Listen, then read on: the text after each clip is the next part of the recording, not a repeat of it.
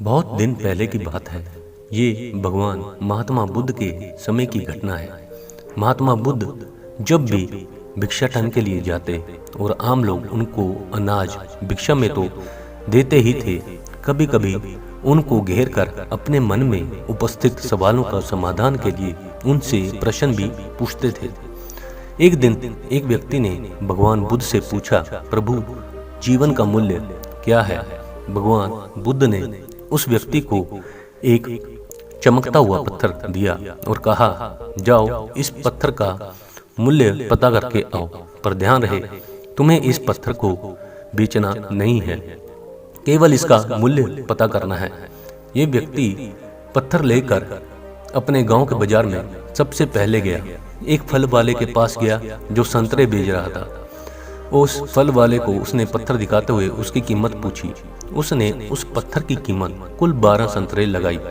उसके बाद वह एक सब्जी बेचने वाले के पास गया। सब्जी वाले ने उसकी कीमत एक बोरी आलू के बराबर लगाई। वह व्यक्ति फिर अनाज व्यापारी के पास गया।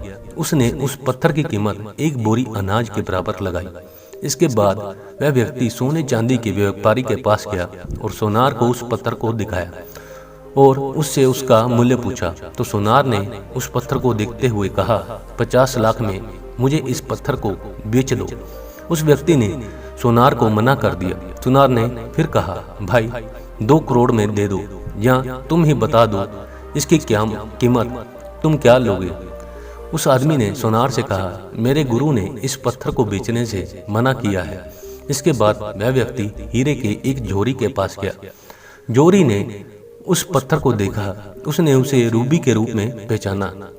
उसने उस पत्थर के सामने एक लाल कपड़ा बिछाया और उस बेशकीमती रूबी की एक परिक्रमा लगाई, माथा टेका।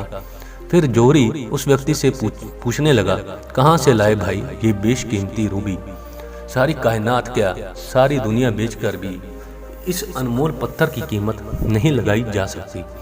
अब वह व्यक्ति हक्का बक्का रह गया। मैं सीधे भगवान बुद्ध के पास गया और पैरों के पास दोनों हाथ को जोड़कर बैठ गया।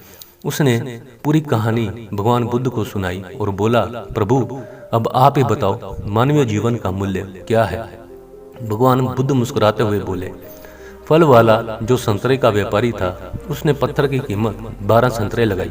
सब्जी वाले ने 1 बोरी आलू, अनाज व्यापारी ने 1 बोरी अनाज, सुनार से 2 करोड़ और जोरी ने इसे बेशकीमती माना। ठीक यही स्थिति तुम्हारे जीवन की भी है। तुम बेशक हीरा हो, लेकिन ध्यान रखना कि सामने वाले तुम्हारी कीमत अपनी औकात, अपनी जानकारी और अपनी समझ से ही लगाएगा। जीवन का मूल्य समझने के बाद वह व्यक्ति भगवान बुद्ध के चरण स्पर्श किया और चुपचाप वहां से चला गया। उसे आज अपने जीवन का मूल्य समझ में आ गया और वह अपना मानवीय जीवन श्रेष्ठ कार्य में लगाना चाहता है। दोस्तों, हमें अपने जीवन और अपनी प्रतिभा का मूल्यांकन सभ्य करना चाहिए और पूरे आत्मविश्वास के साथ जीवन में भी कोई भी कार्य हो करना चाहिए। तभी आपको अपने जीवन में किए गए कामों पर संतोष और आनंद प्राप्त होगा। अब चाहे आप अपने आप को 12 संतरे लायक कामयाब बना लो या बेशकीमती बना लो, निर्णय आपका है।